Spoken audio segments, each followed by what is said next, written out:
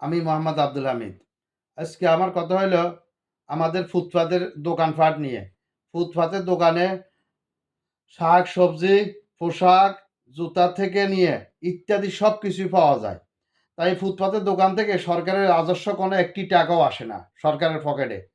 এটি এগুলা শুধু ফায়দা হইলো যারা দোকান করে তাদের এবং কিছু স টোল আদায়কারী সরকারি বেসরকারি লোকের পকেটে আসে।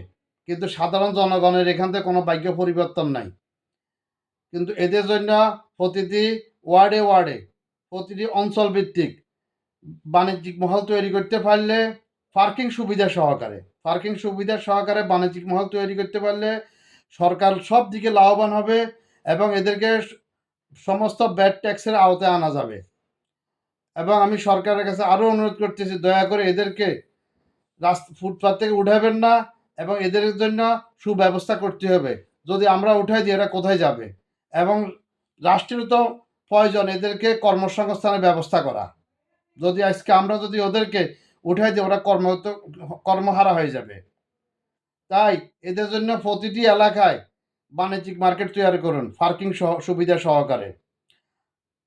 আমার ভিডিওটা লাইক এবং কমেন্ট করে সরকারের উচ্চ মহল পর্যন্ত সবাই পৌঁছে দিবেন।